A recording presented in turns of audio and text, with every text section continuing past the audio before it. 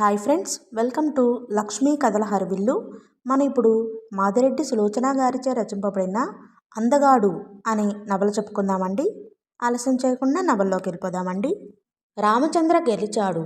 ఆ విషయం తెలియగానే ఊరిలోని యువకులంతా 100 ఎడ్లు కట్టిన బండిని అలంకరించుకుని సమితి ఆఫీసుకు వెళ్ళి మేళతాళాలతో ఊరేగించి తెచ్చారు.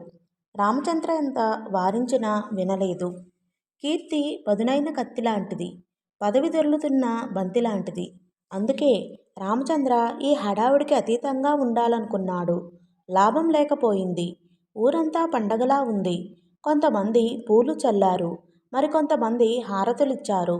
రామచంద్ర ఉక్కిరిబిక్కిరి అయ్యాడు. అతని మాట ఎవరూ వినలేదు. Ramachandra hip hip hurray! వందలాది గొంతులు అరిచాయి.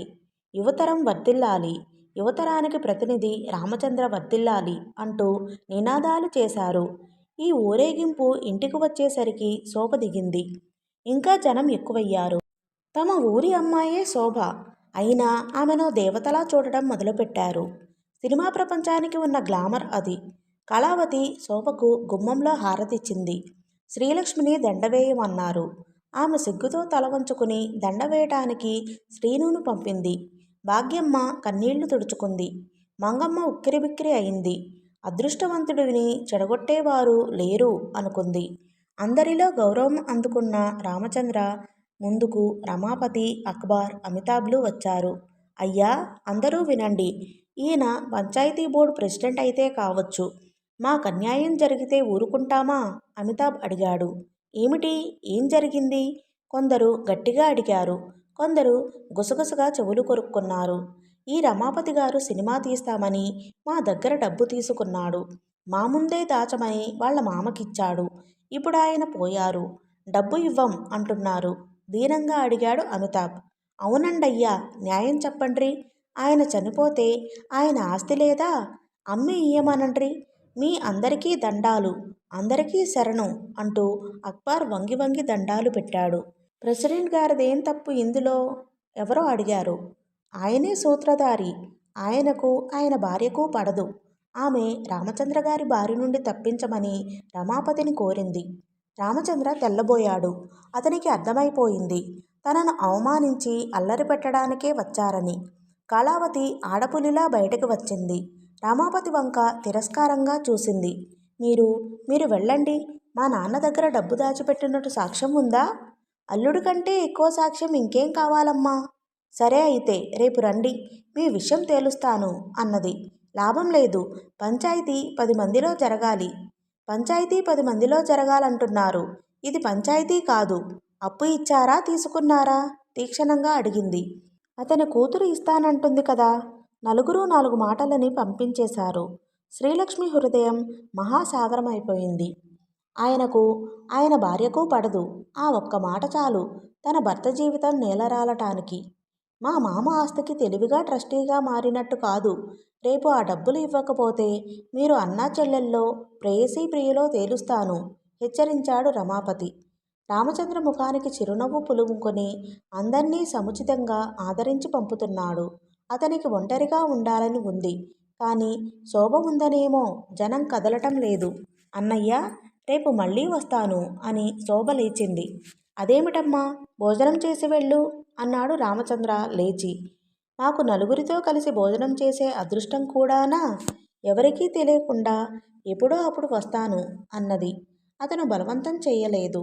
ఆమె ఆశించినట్టే శోభకారుతో పాటు జనం కదిలారు. కొందరు పెద్దలు మిగిలారు. రామచంద్ర వాళ్లను సాగనంపి తనకు చేసిన సత్కారానికి ధన్యవాదాలు తెలిపి వచ్చాడు. లక్ష్మి గదిలో మంచంపై పడుకునుంది. కళావతి భోజనాలకు ఏర్పాట్లు చేస్తోంది. అతను, కొందరు దగ్గర స్నేహితులు మిగిలారు. పక్క ఊరి కరణంగారబ్బాయి శ్రీహరి కూడా మిగిలాడు. రామచంద్రన్న, మీరు ఆదివారం వస్తానంటే మన ఊళ్ళో సన్మానం ఏర్పాటు చేయాలని ఉంది అన్నాడు. మీరంతా నన్ను క్షమించి భోజనం చేసి వెళ్ళండి. రేపటి కార్యక్రమం నేనే చెప్తాను. నాకు అలసటగా ఉంది అన్నాడు. అందరూ భోజనాలు ముగించి వెళ్ళేసరికి 11 అయింది. తల్లి పడుకునే మంచంపై వాలిపోయాడు. కళావతి, లక్ష్మి పెద్దవాళ్ళిద్దరూ నెమ్మదిగా భోజనం చేశారు. రాజ్యలక్ష్మి పాండిచేరి నుంచి పంపిన అభినందనలు అందాయి. రాముడు అల్లుడు కాదురా, మా పాలిట యముడు. కళను అనని మాటే లేదు. ఆ నోరు పడిపోను. మంగమ్మ వాపోయింది. ఏమిటమ్మా నీ సోది? అన్నయ్యకు తలనొప్పిగా ఉందేమో, రేపు చెబుతూగానిలే. కళావతి విసుక్కుంది. కళ, రేపు సెటిల్ చేస్తానన్నావు, అంత డబ్బెలా తెస్తావమ్మా? లేచి కూర్చున్నాడు రామచంద్ర. పొలం అమ్ముతానన్నయ్యా, అంతకంటే ఆ దుర్మార్గుడిని దులుపరించేందుకు మార్గం లేదు అన్నది. ఇదెంతకాలం సాగినంతకాలం అన్నయ్యా. తప్పుదారిని పట్టిన మా జీవితాలు సరి అయిన మార్గంలో పడడం అంత తేలిక కాదు. నీకు దయుంటే నాకు ఏమీ మిగలనివాడు శ్రీనుని ఒక బాధ్యత కలిగిన వాడిగా తీర్చిదిద్దు అన్నది వేడుకోలుగా. అతను ఏమీ అనలేకపోయాడు. ఆమె కొడుకుని ఎత్తుకుని వెళ్ళిపోయింది. మంగమ్మ ఆయాసపడుతూ వెనక బయలుదేరింది. నరసింహ, వాళ్లను పంపించిరా అన్నాడు రామచంద్ర. బ్యాటరీ తీసుకుని నరసింహ వెళ్ళాడు. అలసిపోయిన భాగ్యమ్మ చాపపై పడుకుని నిద్రపోతోంది. రామచంద్ర గదిలోకి వచ్చాడు. రమాపతి బారి నుండి తన కుటుంబం ఎలా రక్షించుకోవాలా అతనికి అర్థం కాలేదు. ఏమండి? బావురుమంటూ వచ్చి అతని పాదాలకు చుట్టుకుపోయింది శ్రీలక్ష్మి. అతనికి చిరాకేసింది. లక్ష్మి, ఏమిటిది? లే ముందు అన్నాడు కోపంగా. ఇదేమిటండి? మీ జీవితానికి పీడాకారంలా పట్టాను నేను. మూర్ఖంగా ప్రవర్తించి ఉండకపోతే అతని ముందు మీరు తగ్గపోవలసిన కర్మ ఏమిటి అన్నది వెక్కుతూ. నువ్వు ఏడ్చినా అంగలార్చినా జరిగిపోయింది సవరించలేవు. నేను జరగబోయేది ఏమిటని ఆలోచిస్తున్నాను అన్నాడు. ఆమె లేచి అతని పక్కన కూర్చుంది. ఇద్దరూ ఎంత ఆలోచించినా ఏం తోచలేదు. లక్ష్మి, ఒక నిద్రమాత్ర ఇవ్వు, నా తల తిరిగిపోతుంది అన్నాడు. అతనికి మానసికంగా విశ్రాంతి కావాలని ఆమెకు తెలుసు. అందుకే నిద్రమాత్ర ఇచ్చింది.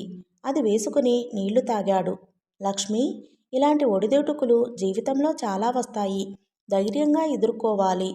ఎదుర్కొంటానని, ఏ అఘాయిత్యం చెయ్యనని మాటివ్వు. అతను చేయి చాపాడు. అతని చేతిలో ముఖం దాచుకుని మెల్లగా స్పష్టంగా అన్నది. లేదండి, మీతో జీవితం పంచుకోవటానికైనా బ్రతుకుతాను. బ్రతుకులోని తీపిని రుచి చూపారు అన్నది. ఒక పని చెయ్యి లక్ష్మి, కొన్నాళ్ళు నువ్వు వెళ్ళి పాండిచేరిలో ఉండిరా అన్నాడు లాలనగా. మీరు లేని చోట ప్రశాంతంగా ఉండగలనని ఎలా అనుకున్నారు? ఈ ప్రపంచంలో ఎవరు ఏమన్నా బాధలేదు. మీరన్న రోజున బాధపడతాను. మీరు నిద్రపోండి. అతని కనురెప్పలు మూసి ఫ్యాన్ వేసింది. భార్య చేతిలో చేయి వేసి ప్రశాంతంగా నిద్రపోయాడు రామచంద్ర. ఒకరి కోసం ఒకరు జీవించటంలోని ఆనందం, థ్రిల్లు తెలియక దాంపత్యం ఓ అనుబంధం అంటుంటారు. సరి అయిన విధంగా అర్థం చేసుకోలేరు. అతని పక్కన ఒరిగిపోయింది. భగవంతుడా, నువ్వున్నావో లేదో తెలియదు. ఉంటే నా భర్తను రక్షించు అని చేతులు జోడించింది. బయట తీతూ పిట్ట అరిచింది. ఉలిక్కిపడి అతన్ని కౌగిలించుకుంది గట్టిగా. కళావతికి మరో అవకాశం ఇవ్వకుండా గూండాలను తీసుకువచ్చాడు రమాపతి. ఇదిగో నీ ప్రియుడో అన్నో వాడొస్తే మాత్రం నిన్ను కాదు, వాడిని చంపేస్తాను అని వార్నింగ్ ఇచ్చాడు. కళావతి కాళ్ళు చేతులు కట్టుబడిపోయాయి. ఆమె తనకున్న పొలం ఒక్క 4 ఎకరాలు తప్ప అంతా బేరం పెట్టింది. కాదంటే తన శవాన్ని చూడాలని ఒట్టు పెట్టింది రామచంద్రకు. అతను సహాయంగా చూస్తూ ఉండిపోయాడు. లెక్కలన్నీ కట్టుకుని ఎవరి డబ్బు వారు తీసుకుని వెళ్లారు. ఆ పొలం ఊళ్ళోనే ఉన్న రాజారాం అనే వ్యక్తి కొన్నాడు. కొందరి సంసారాలు గుట్టుగా ఉన్నంతసేపే చాలా బావుంటాయి. గుట్టు రట్టయితే ఏముందక్కడ? ధర్మయ్య సంసారం అంతే. పంటలో డబ్బు వస్తే కాంట్రాక్ట్లో పెట్టేవాడు. కాంట్రాక్ట్ బిల్స్ రాగానే ఎరువులు కొంటూ గుంబనంగా గడుపుకొచ్చేవాడు. సంపాదనలో 50,000 పెట్టి మేడ కట్టాడు. 1,10,000 కళావతి పెళ్లికి ఖర్చు పెట్టాడు. ఆమె వివాహం అయ్యాక ఏ సంవత్సరం 4 పైసలు బ్యాంకులో వెయ్యలేదు. ఏ సంవత్సరానికి ఆ సంవత్సరం ఖర్చులే. రామావతి పుణ్యమా అని. అతను ఓ 25 ఎకరాల గడ్డి కంచే హరిజనులకు రిజిస్టర్ చేస్తూ తన పేర చేసుకున్నాడు. హరిజనులంతా అప్లికేషన్ పెట్టి అది కాస్త కోర్టుకు లాగారు. తన భర్తకు 2 మినిస్టర్లు తెలుసు. తన పొలం ఎక్కడికి పోదనుకుంది. కానీ రమాపతి వాళ్ల చుట్టూ తిరుగుతాడే తప్ప పరపతి లేదని తెలిసిపోయింది. కళావతి దీర్ఘంగా నిట్టూర్చింది. ఒకనాడు అందరిలో తను 1,00,000 కట్నం తెచ్చుకున్నానని గర్వంగా అనేది. మిగిలింది 4 ఎకరాల వరిపొలం మేడ మాత్రమే. అయినా ఆమె ధైర్యంగా ఉంది. ఎందుకంటే తనకంటే ఆర్థికంగా చితికిపోయిన వాళ్ళు ఎందరో ఉన్నారు. అక్బర్, అమితాబ్ తమ ప్రతిభ అందరికీ చెప్పుకున్నారు. దాంతో ఆ మర్నాడు జహంగీర్ వచ్చాడు. ఏం సాబ్, అప్పుల్లోలకు డబ్బులిస్తున్నావంట, మా సంగతి ఏం చేసినావు అన్నాడు వంకరగా నవ్వుతూ. రమాపతి ముఖం చిట్లించాడు. తనను కొట్టించింది జహంగీరేనని తెలుసు. అందుకే తన దగ్గర ఒక్క చిల్లి పెంకు లేదని చెప్పాడు. మా మామ పోయాడు. పొలం హరిజనులు తీసుకున్నారు. కావాలంటే ఆ హరిజనులు తీసుకున్న పొలం కోసం ప్రయత్నించు. 50-50 తీసుకుందాం అన్నాడు. ఏమయ్యా రమాపతి, మాకి మీ సంగతి తెల్వదా? ఏం చేస్తావో ఎట్లా చేస్తావో మా బాకీ మాకివ్వాలి. నువ్వు చేసిన అవకతవక పనులు సరిచేసుకోవడానికి వేలకు వేలు ఖర్చయినాయి అన్నాడు. ఇంతకు నువ్వు అనేదేమిటి? అమ్మాయికి నిఖా ఉంది, సామాన్లు కొనాలి, ఓ 10,000 ఇవ్వాలి. రమాపతి పకపకా నవ్వాడు. 10 పైసలుంటే ఇవ్వు, బీడీ లేక చాలాసేపయింది, కొనుక్కుంటాను అన్నాడు నవ్వుతూ. సిగ్గులేదు భిక్షం అడగడానికి? కళావతి కస్సుమంది. ఏ మొగుడు పిలిచాడు? అన్నగాడా డాక్టర్ గాడా అన్నాడు వెటకారంగా. వాళ్ళిద్దరేం కర్మ, ఊరంతా మొగుళ్ళే అన్నది కసిగా. ఏమన్నా డబ్బు తెచ్చావా? నీ పీడ విరగడైతే డబ్బిస్తారట అన్నది నవ్వుతూ. తోబా తోబా, ఏం మాటలయ్యా, ధర్మయ్య పుణ్యాత్ముడు పోయాడు అన్నాడు జహంగీర్. నీకు తెలియదయ్యా, ఇది నాతో కాపురం చెయ్యక సంవత్సరం దాటింది. కడుపెలా వచ్చింది? కడుపు వస్తే ఆ రామచంద్రగాడు తీయించాడు అన్నాడు. కడుపులో నొప్పంటే ఓ రోజు అతను అన్ని పరీక్షలు చేయించుకొచ్చాడు. కళావతి చీదరించుకుంది ఆ మాటలకు. అమ్మా, నాకు చావెందుకు రాదే? ఏం పాపం చేశానే? ఇవన్నీ విన్న మంగమ్మ శోకం తీసింది. అమ్మా, నన్ను కనడమే పెద్ద పొరపాటు, పెంచి పెళ్లి చేయడం మరో పొరపాటు అన్నది తీక్షణంగా. నిజమేనే, ఆ ధర్మరాజు బ్రతికి నేను పోకూడదు అన్నది. ఇదిగో రమాపతి, మర్యాదగా ఉంటే ఉండు, లేదనుకుంటే నీ ఇష్టం వచ్చిన చోటుకు పో. ఇక్కడ ఇలాంటి అవాకులు చవాకులు వాగితే గెంటేస్తాను అన్నది కోపంగా. చూడయ్యా, భర్తను అనే మాటలేనా? మగాళ్ళున్నారన్న జ్ఞానముందా దీనికి అన్నాడు. జహంగీర్ ఆమె వంక జాలిగా చూసి వెళ్ళిపోయాడు. ఏమిటే, నేను పోవాలా? పోతే అందరితో కులుకుదామనేనా? అవును, కులుకుతాను. నువ్వు ఎంతమందిని తెచ్చినా ఎదుట కులకలేదు. అవన్నీ నీకు గుర్తుకు వస్తాయి అన్నది హేళనగా. అతని అర్థం లేని అభియోగాలకు ఆమె బాధపడటం లేదు, మొండి జవాబు ఇస్తోంది. అతను ఎంత పచ్చిగా అంటాడో రెట్టింపు పచ్చిగా మాట్లాడుతుంది. గదిలో బంధించిన పిల్లి శాస్త్రం అయింది ఆమె పని. ఏమే, ఎంతమందితో తిరిగావే అరుస్తున్నాడు. ఈరోజు లెక్క పెట్టలేదు, రేపటి నుంచి పెడతాను అన్నది అదే చిరునవ్వుతో. రామాపతికి ఆ నవ్వు చూస్తే పుండుపడిన చోట కారం రాసుకున్నట్లుగా ఉంటోంది. ఆడదంటే ఏడవాలి, మొత్తుకోవాలి. నీవు తప్ప ఇహ పరంబలలు లేవని భర్త కాళ్లపై పడాలి. దాదాపు మగాళ్ళందరికీ ఉండే భావనే అది. అందరిలాంటి వాడే రమాపతి. కొందరు బయటపడరు. తెగించావే, తెగించావు అన్నాడు కసిగా. ఆ మాట గుర్తుంచుకో, ఇద్దరికీ పేచీ ఉండదు అన్నది నిర్లక్ష్యంగా. మంగమ్మ చాలాసేపు ఏడుస్తూ కూర్చుంది. కళ, నా తల్లి, ఎన్నెన్ని ఊహించి నీ పెళ్లి చేశామే. అతనితో సవ్యంగా కాపురం చేస్తే ఈ గొడవలుండవు తల్లి, వినలేకపోతున్నాను అన్నదామె. కాపురం, వేదాంతిలా నవ్వింది. అమ్మా, విత్తనం వేయగానే నీరు అందితే అది మొలకెత్తుతుంది. నాలో కోరికలు, ఆవేశం అన్నీ ఎండి బీటలు వారాయమ్మా. మీకు ఒక్కగానొక్క కూతుర్ని. నా గురించి మీరు అంతా మంచే వినాలనుకుంటారని ఆత్మను చంపుకుని అబద్ధాలు ఆడాను. అందం లేకపోయినా శరీరం ఉంది, దానికి వేడి ఉంది. ఆ వేడిలో నేనే కాలి మసి అయినాను. బయట స్త్రీలు దొరకని నాడు వచ్చే భర్తను సిగ్గు విడిచి ఒక్క రాత్రి నాతో గడపమని వేడుకున్నాను, బ్రతిమిలాడాను. నా అందంతో ఆకర్షించలేను, నా ఆరాధనతో, అభిమానంతో ఆయనను గెలుచుకోవాలనుకున్నాను. ఎన్ని కూడని పనులు చేశాను. పరాయి స్త్రీల ముందు ఆయన గొప్పతనం పొగిడాను.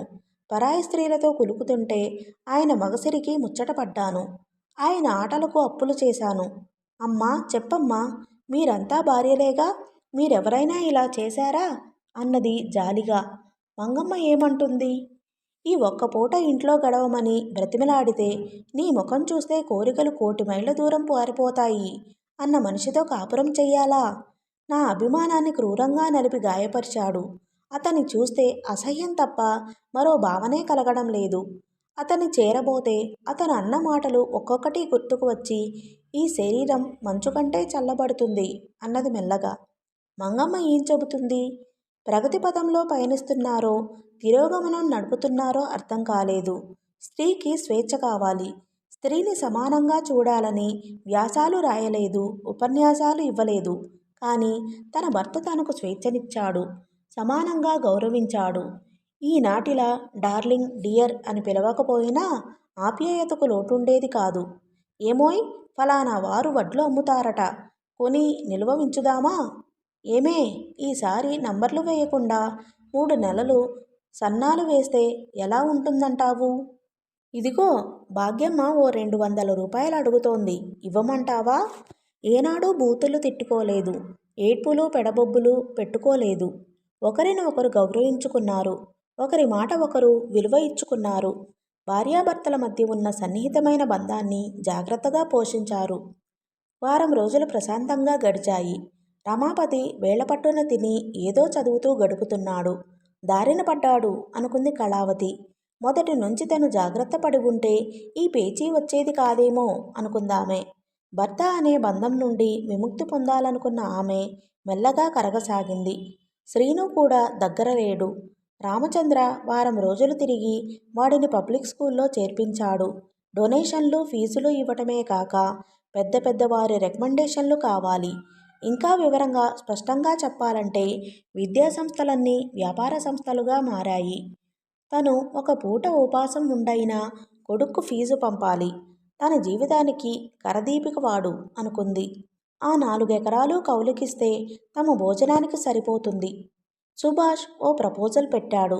చూడక్కయ్యా, మీ ఇంట్లో ప్రాక్టీసు పెట్టిన క్షణం ఎలాంటిదో చుట్టూ 4 ఊర్ల జనం వస్తున్నారు.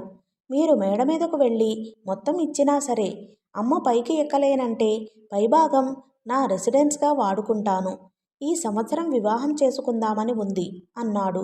సుభాష్, నాకు నామినల్గా రెంటు ఇవ్వాలి, శ్రీను చదువు కోసం. అది నా బాధ్యత అక్కయ్యా, ఫస్టుకు అంతా ఖాళీ చేయిస్తాను అన్నది. ఆమె మనసు గాలిలో తేలిపోతోంది. తనను రాత్రింపవళ్ళు వేధించే సమస్యకు పరిష్కారం దొరికింది. తన దగ్గర బంగారం లేదు. తల్లిది తీసి రామచంద్ర దగ్గర దాచేస్తే రేపు శ్రీను పెద్ద చదువులు చదివినా పనికి వస్తుంది. ఆమె హాల్లో కూర్చుని తన ఊహలలో ఉండగానే రమాపతి వెనక శ్రీనివాస్ వచ్చారు. మమ్మీ! శ్రీను వచ్చి తల్లి ఒడిలో వాలిపోయాడు. ఏమిటి నాన్న, బడికి సెలవులిచ్చారా? మమ్మీకి జ్వరమని డాడీ తీసుకువచ్చాడు. ఎలా ఉన్నావు మమ్మీ? కొడుకు బుగ్గలు నిమురుతుంటే ఆమెకు కళ్ళనీళ్లు వచ్చాయి. కొడుకును గట్టిగా గుండెలు కదుముకుంది. నాకేం నాన్న, తగ్గిపోయింది. అమ్మమ్మ దిగులు పెట్టుకుంది. వెళ్ళి గ్రీట్ చెయ్యి అంది. శ్రీను పరిగెత్తాడు. చిన్న చెడ్డీలో టక్ చేసిన తెల్ల షార్ట్ టైతో ముద్దొస్తున్నాడు. ఏమిటి పరిహాసం? కోపంగా అడిగింది. శ్రీనును తీసుకుని మా ఊరు వెళ్దాం అనుకుంటున్నాను. నా చేతిలో డబ్బు లేదు, పని లేదు అన్నాడు బీడీ వెలిగించుకుని. మీ ఊరు వెడితే శ్రీను ఎందుకట? వాడిని ఎక్కడైనా పనికి పెట్టి నేను పని వెతుక్కుంటాను. ఛీ! చీత్కారం చేసింది. నువ్వు చీ అన్నా థూ అన్నా నేను శ్రీనును తీసుకువెడతాను అన్నాడు దృఢంగా. కళావతి చిగురుటాకులా వణికిపోయింది. నీకు సిగ్గెలా లేదు? ఇలాంటి మాటలు మాట్లాడావంటే నిన్ను చంపి జైలుకు వెళ్తాను అన్నది. నువ్వంతటి నెర్రజానవే. శ్రీను, వెళ్దాంరా పిలిచాడు. ఏమిటి డాడీ? శ్రీను బయటికి వచ్చాడు. పదరా వెళ్దాం అన్నాడు. శ్రీను, నువ్వు లోపలికి పదనాయనా అన్నది మెల్లగా. నాతో వస్తాడు. ఇద్దరూ ఘర్షణ పడుతూ శ్రీనును లాగారు. శ్రీనుకు ఏం తోచక పెద్దగా ఏడ్చాడు. సుభాష్ అంతా వింటున్నాడు. తన కలగచేసుకుంటే రమాపతి వేసే నిందలు నిష్ఠూరాలు వినాలి. ఏం తోచని వాడలా బయటకు వచ్చాడు. రామచంద్ర మరికొందరు పెద్దలు బస్తీకి వెళ్తున్నారు. అతను ఆగిపోయాడు. ఏమిటి సుభాష్? జరిగిన విషయాలు క్లుప్తంగా చెప్పాడు. రామచంద్ర పెద్దలతో వచ్చాడు. మామయ్య! వాళ్లను తప్పించుకుని వచ్చి రామచంద్రను కరుచుకుపోయాడు శ్రీను. కళ, ఏమిటిది? చూడన్నయ్యా! ఏడుస్తూ జరిగిన విషయాలు చెప్పింది. రామచంద్ర పిడికిళ్ళు బిగుచుకున్నాయి. నాకింత విషం ఇవ్వండి. దూరభారమైన బరుడు అందగాడంటూ నా గొంతుకు ఉరిబిగించాడు నాన్న. పిల్లాడిని పనిలో పెడతాడట. అతను మనిషేనా అన్నయ్యా అన్నది ఏడుస్తూ. మీరంతా పెద్దలు, మీకు నమస్కారాలు. ఇల్లరికపు అల్లుడివి, అన్నీ నీకే అంటూ మా మామగారు మంచి ఉద్యోగం మాన్పించారు.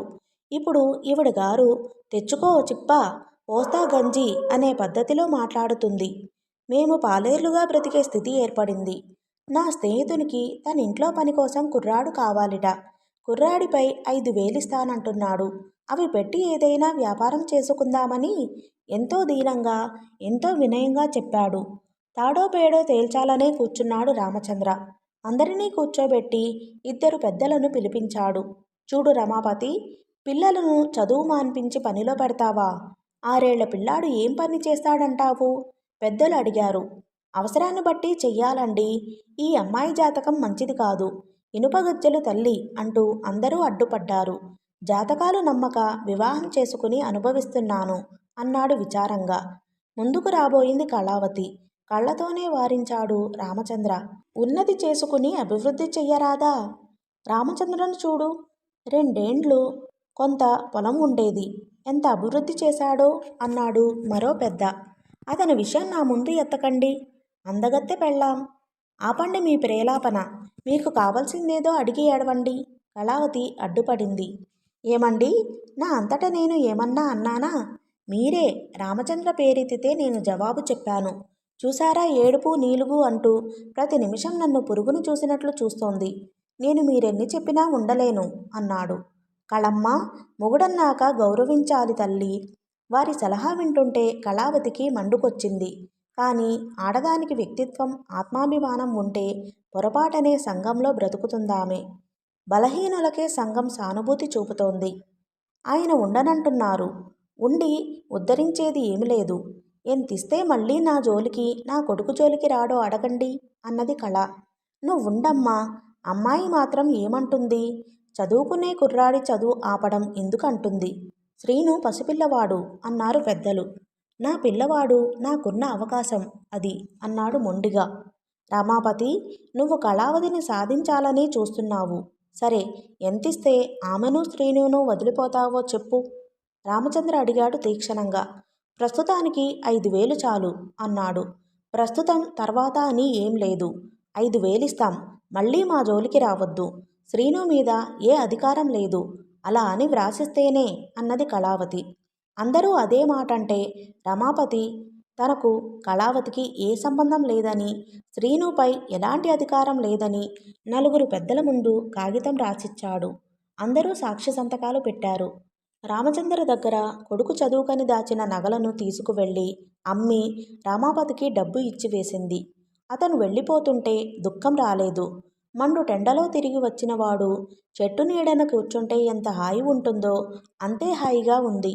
మంగమ్మ గుండెలు పగిలేలా ఏడ్చింది. శ్రీనును ముందు రోజే బడిలో చేర్పించి హాస్టల్ వారికి అప్పచెప్పి వచ్చారు. కళావతి గాని రామచంద్ర గాని వస్తేనే కుర్రాడిని పంపమని ఆదేశం ఇచ్చారు. రామచంద్రకు నిశ్చింతగానే ఉంది. ఇల్లంతా సుభాష్కు ఇచ్చి 3 గదులలో తాముంటున్నారు. ఇంటి పని, తల్లి పనితోనే సరిపోతుంది కళావతికి. ఆమెకు ఒకటే లక్ష్యం, ఒకటే ధ్యేయం, ఒకటే ఆశ. అది శ్రీను.